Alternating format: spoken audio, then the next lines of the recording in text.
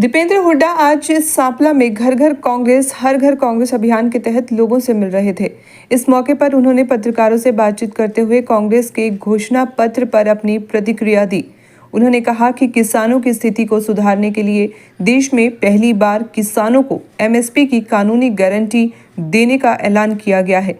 यह किसानों की सबसे बड़ी मांग है, जिसको पूरा करने के लिए कांग्रेस प्रतिबद्ध है।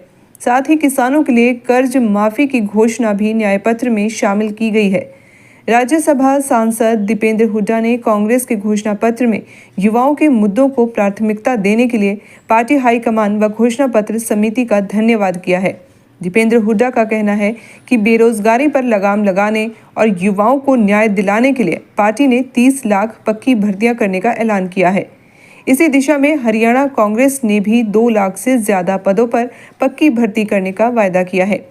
हरियाणा में कौशल निगम तो केंद्र में अग्निवीर जैसी योजनाओं के जरिए बीजेपी पक्की नौकरियों को खत्म कर रही है।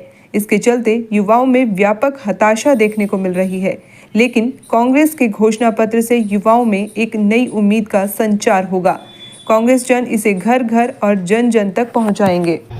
दीपेंद्र जी, कांग्रेस की सीईसी की मीटिंग है आज, तो क्या उम्मीद है कल टिकटों की घोषणा हो सकती है? देखिए, हमारी प्रक्रिया चल रही है। जैसे मैंने कहा कि जल्दी ही कांग्रेस पार्टी फैसला कर रही है। आज मंथन है, हमारा सीईसी की बैठक है। तो देखो, आने वाले समय में जल्दी हमारे प्रत्याशी मैदान में उतारे जाएंगे।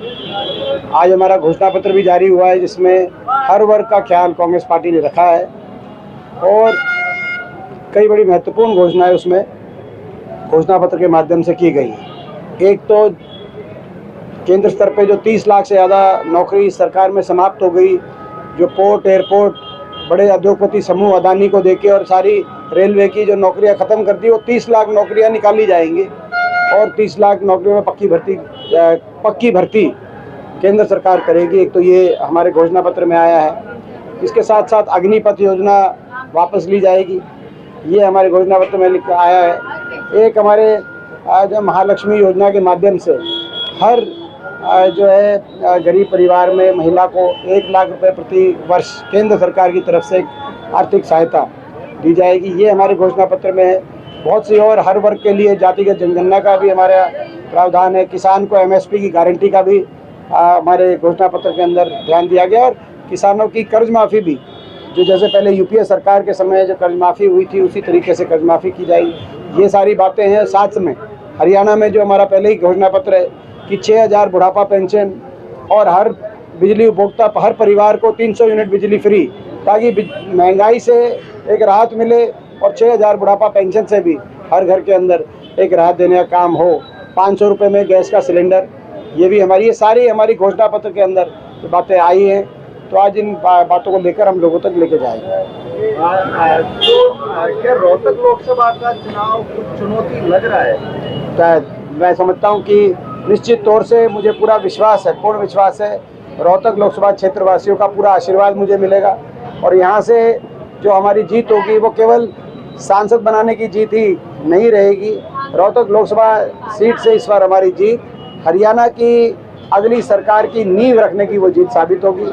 हरियाणा में परिवर्तन लाने की जीत वो साबित होगी। क्या सबसे ज़्यादा मेहनत करनी पड़ रही है इस बार?